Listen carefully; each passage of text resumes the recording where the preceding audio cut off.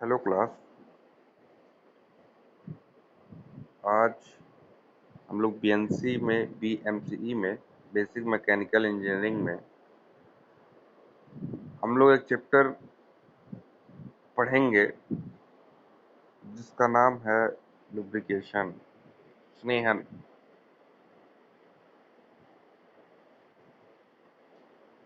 इस video lecture में मैं आपको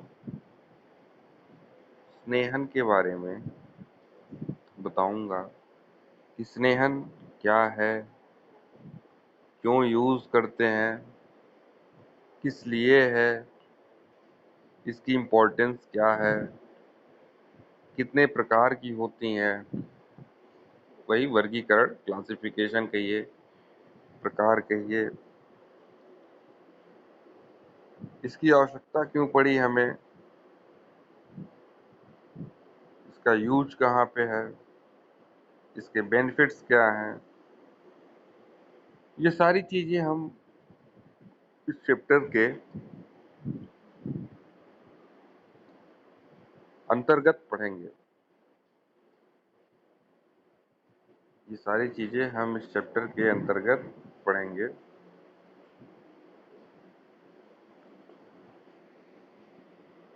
जैसा कि इसका इंट्रोडक्शन है, लुब्रिकेशन का इंट्रोडक्शन मैं आप लोगों को बता दूं। देखिए, लुब्रिकेशन का सर्वप्रथम उद्देश्य यह होगा कि टू कंट्रोल फ्रिक्शन, मतलब घर्षण का नियंत्रण करना स्नेहन का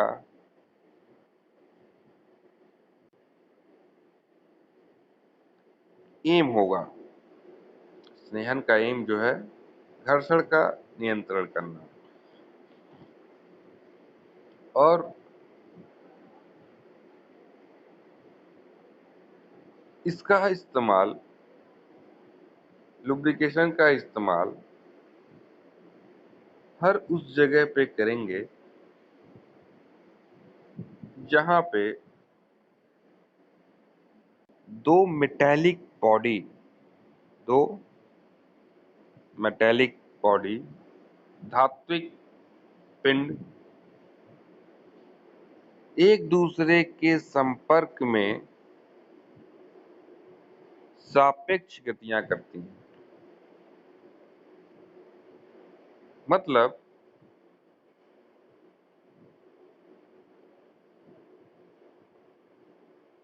दो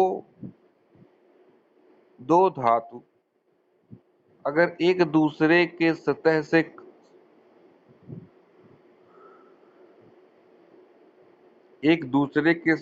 संपर्क में है और एक दूसरे के संपर्क में रहते हुए सापेक्ष गति कर रही है, तो हम इसे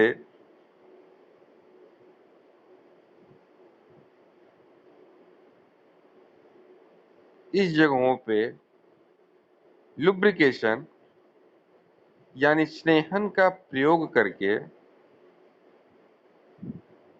उन दो धात्विक पिंडों के बीच का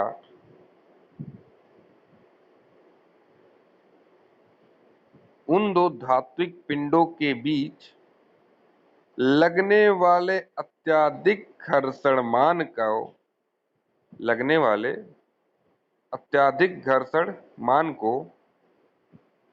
कम अथवा नियंत्रित करने के लिए इस्तेमाल करते हैं। और क्या करते हैं, और क्या है, देखिए, जब भी दो धातु आपस में संपर्क में आएंगी, फॉर एग्जाम्पल अगर आपको ऐसे नहीं समझ पा रहे हैं तो आप, मैं जो कह रहा हूं उसे करके भी समझ सकते हैं। दोनों हाथ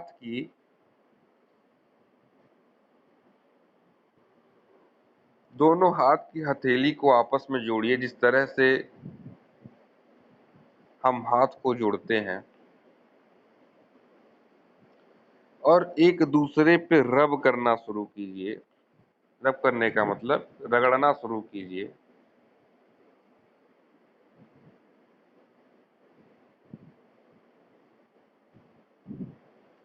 तो आप देखोगे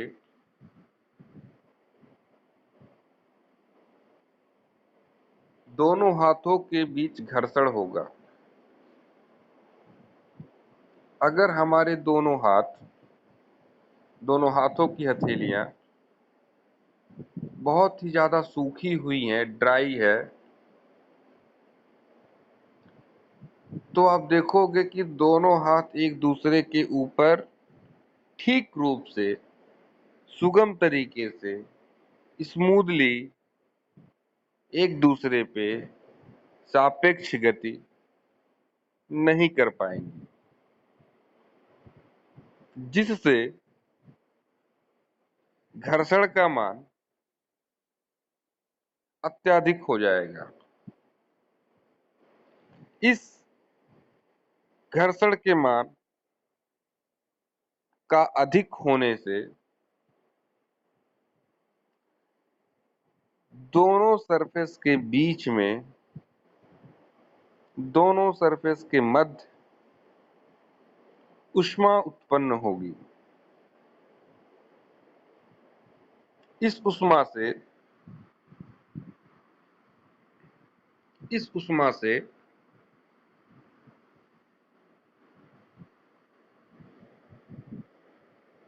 जो दोनों सरफेस हमारे होंगे, जो एक दूसरे के कांटेक्ट में होंगे,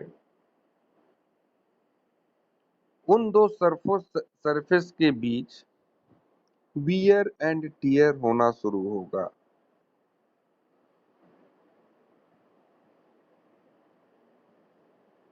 वियर एंड टियर का मतलब टूट फूट होगा। इस टूट फूट को रोकने के लिए हम दो कंपोनेंट के बीच स्नेहन का इस्तेमाल करते हैं।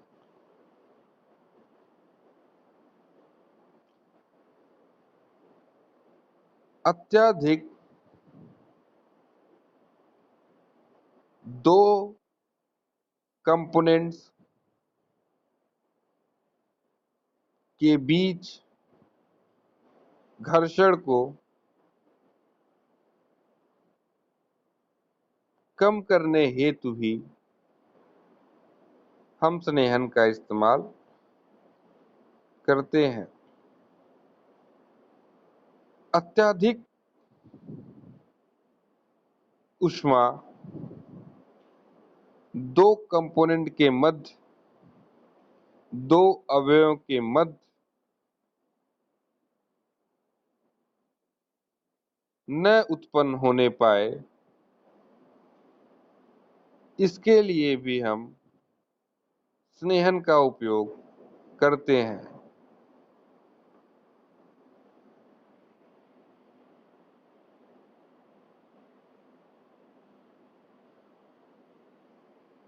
दो संपर्क सतहें, दो अवयव कंपोनेंट जब आपस में संपर्क में आते हैं, तो घर्षण के कारण दोनों कंपोनेंट्स के बीच घिसाव होगा। इस घिसाव को रोकने के लिए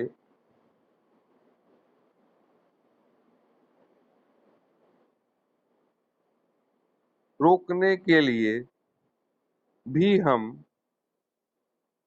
स्नेहन यानी लुब्रिकेशन का प्रयोग करते हैं। उदाहरण के तौर पर अभी जो मैंने बताया कि अपने हाथों को, हथेलियों को एक साथ जोड़ लीजिए, जिससे दोनों हथेली जब एक दूसरे से आपस के में संपर्क में आएंगी, अगर दोनों हथेलियां हमारी काफी ड्राई हैं और किसी भी प्रकार का लुब्रिकेशन, स्नेहन हमारे दोनों हाथों के हथेलियों के मध्य नहीं मौजूद है और दोनों हाथों को एक दूसरे के ऊपर अगर हम रब करते हैं, रगड़ते हैं, तो हम ये देखेंगे, ये पाएंगे कि दोनों एक दूसरे के ऊपर रगड़ खा रहे हैं और इस रगड़ खाने से यहाँ दोनों हथेलियों के मध्य घर्षण का मान अत्यधिक हो गया है। घर्षण का मान जितना बढ़ेगा, ऊष्मा उतना ही उत्पन्न होगी, वियर एंड टियर उतना ही अधिक होगा, कंपोनेंट्स का घिसाव उतना ही होगा। इन सारी चीजों से बचने के लिए अगर हम स्नेहन का उपयोग कर लेते हैं, तो इन सारी परेशानियों से हम बच जाएंगे। जैसे अगर हाथ में हम कोई ऑयल लगा लें, कोई क्रीम लगा लें, वैसलीन लगा लें, तो क्या होगा? तब एक दूसरे को, हाथों की हथेलियों को अगर हम रगड़ते हैं एक दूसरे के ऊपर, तो आप महसूस करोगे कि दोनों हाथ एक दूसरे के ऊपर बहुत ही आसानी से, सुगमता से, स्मूथली एक दूसरे के ऊपर सरक रहे हैं। फलस्वरूप स्नेहन, अगर हमने, ये एक दैनिक जीवन का हम आपको उदाहरण दे करके बताने की कोशिश कर रहे हैं, जिससे आप समझ सकें कि स्नेहन वास्तविक रूप से क्या है, क्यों है। तो जब हम वैसलीन का उपयोग कर रहे हैं दोनों हथेलियों के मध्य, तो आप देखोगे कि बहुत ही आसानी से हाथ एक दूसरे के ऊपर सापेक्ष गति या सरक रहे हैं। फ्रिक्शन का मान भी आपको कम महसूस होगा, घर्षण का मान आपको कम महसूस होगा। क्यों? क्योंकि एक दूसरे पे बहुत ही आसानी से सरक जाएंगे। जब घर्षण का मान कम होगा, तो आपको यह महसूस होगा हाथों को रब करते हुए कि ऊष्मा भी कम उत्पन्न हो रही है।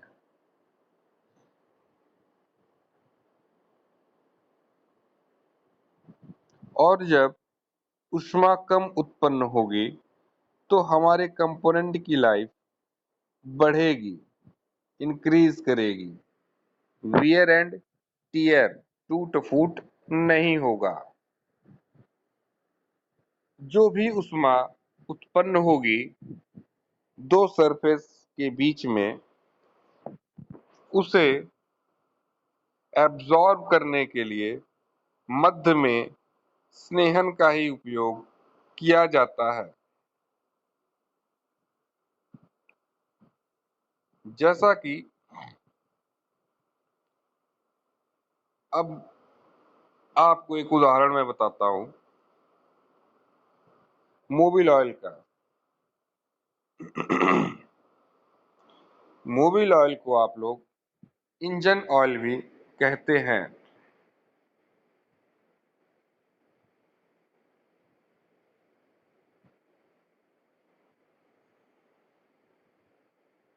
इंजन ऑयल वाहन के सिलेंडर में पड़ता है। ये करता क्या है? सॉरी, सिलेंडर में नहीं, इंजन में पड़ता है। कि करता क्या है? जब हमारा वाहन स्टार्ट करते हैं, इग्निशन देते हैं वाहन को, तो इंजन के अंतर्गत मौजूद बहुत से मैकेनिकल कंपोनेंट्स होते हैं, धात्विक कंपोनेंट होते हैं, अवयव होते हैं। इंजन के अंदर मौजूद सभी यांत्रिक अवयव एक दूसरे के साथ सापेक्ष गतियां करने लगती हैं। जैसे वो गतियां, वो मोशंस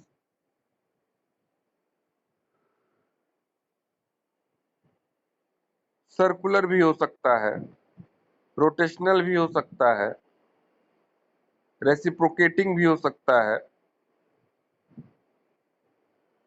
किसी भी प्रकार का एक दूसरे के सापेक्ष गति हो सकती है। तो जाहिर सी बात है, अगर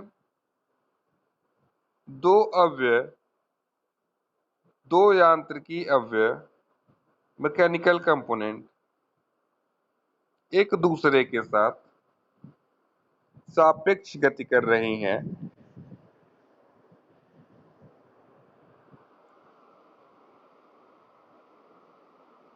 सापेक्ष गति कर रही हैं,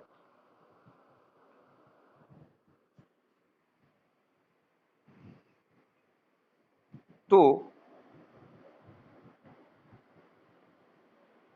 उन दोनों सरफेस के बीच या मध्य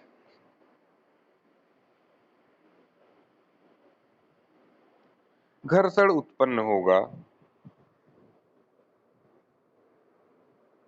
और उस अत्यधिक, अगर हम लुब्रिकेशन या स्नेहन का इस्तेमाल, मोबिल ऑयल का इस्तेमाल नहीं करते, तो क्या होता? दोनों सरफेस के बीच अत्यधिक, गाड़ी स्टार्ट होती हमारी, इग्नाइट की जाती गाड़ी, लेकिन दोनों सरफेस के मध्य बहुत अत्यधिक ह्यूज अमाउंट में घर्षण बल, फ्रिक्शनल फोर्स उत्पन्न हो जाता, जिससे अत्यधिक रूप से ऊष्मा उपजने लगती, हमारे सारे कंपोनेंट्स के मध्य घिसाव शुरू हो जाता, टूट फूट शुरू हो जाती, और इंजन हमारी बैठ जाती। इन्हीं सभी चीजों से बचने के लिए हम लुब्रिकेशन का प्रयोग करते हैं।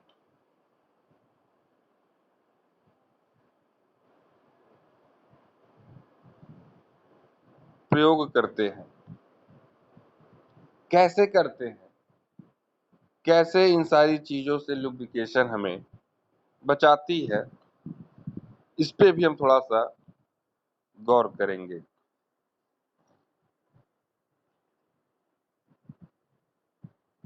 जैसा कि मैंने अभी उदाहरण के रूप में आपको मोबिल ऑयल का उदाहरण दिया। मोबिल ऑयल एक तरह का लिक्विड लुब्रिकेंट है। क्या है? द्रव स्नेहन है। इसमें क्या होगा? जैसे ही हम इंजन ऑयल में मोबिल ऑयल को हम भर देते हैं पूरा,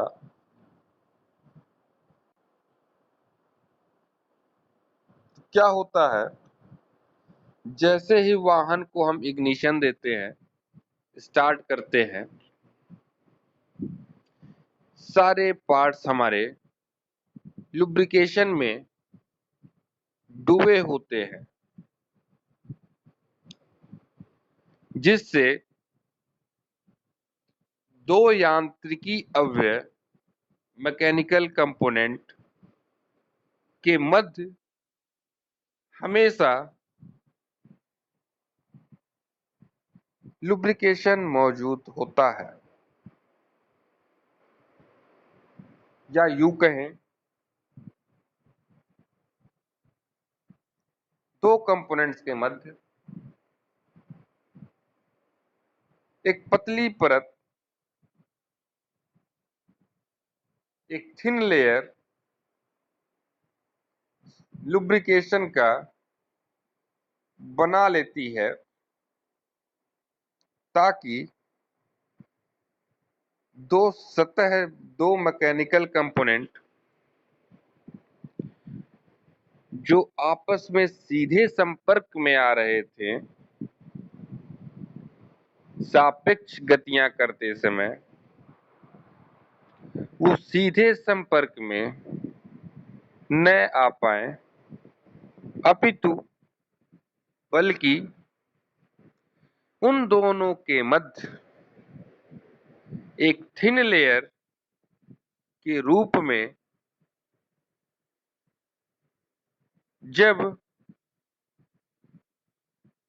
कोई लुब्रिकेंट मौजूद होगा मध्य जब कोई लुब्रिकेंट मौजूद होगा, तो दोनों सतहों को एक दूसरे के आपस में संपर्क में आने से, सीधा संपर्क में आने से रोकेगा और बीच में एक थिन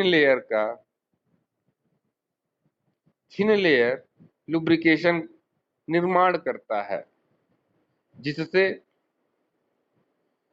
दोनों कंपोनेंट्स जब एक दूसरे के मध्य सापेक्ष गतियां करते हैं तो क्या होता है,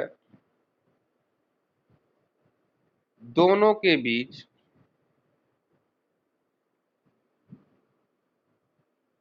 घर्षण उत्पन्न होगा। उस घर्षण से ऊष्मा उत्पन्न होगी। उस ऊष्मा को बीच दोनों कंपोनेंट के मध्य मौजूद लुब्रिकेंट ऑयल एब्जॉर्ब करेगी और घर्षण को नियंत्रित करेगी। जब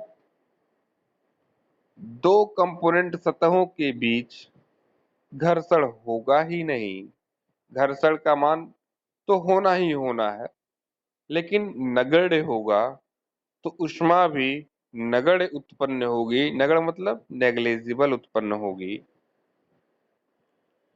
इन्हीं सब कारणों के वजह से लुब्रिकेशन होता है, लुब्रिकेशन का नाम आया।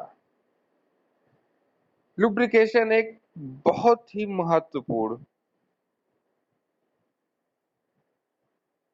ऑयल है, या फिर कहें प्रक्रिया है, प्रोसेस है। लुब्रिकेशन करना सबसे महत्वपूर्ण प्रोसेस है, जो हर प्रकार के मशीन में, हर प्रकार के ऑटोमोबाइल में, या यूं कह ले हर उस जगह पे जहां पे दो कंपोनेंट, दो अवयव एक दूसरे के साथ आपस में सीधा संपर्क में आने की चेष्टा रखते हैं और सापेक्ष गतियां करने को बाध्य होते हैं, तो इन हर जगहों पे लुब्रिकेशन का प्रयोग किया जाता है।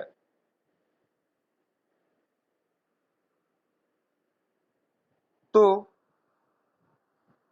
मुझे लगता है इस इंट्रोडक्शन में आप सभी को समझ में आ गया होगा लुब्रिकेशन का मेन एम क्या है।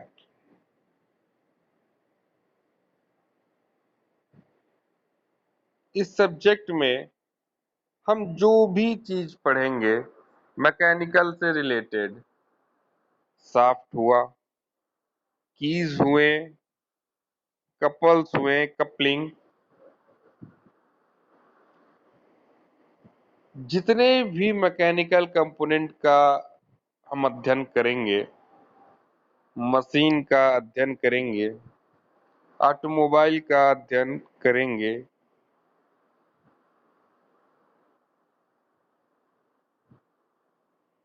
हर उस जगह पे हर उस जगह पे लुब्रिकेशन का इस्तेमाल होगा।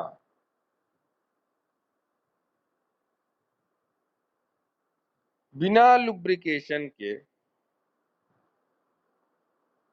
मशीन हुई, चाहे ऑटोमोबाइल्स हुआ, इंडस्ट्री हुआ, नहीं रन कर सकती।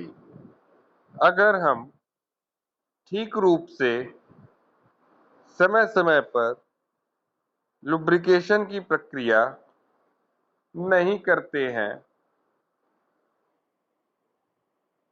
तो ब्रेकडाउन आने की समस्या खड़ी हो सकती है हमारे समक्ष।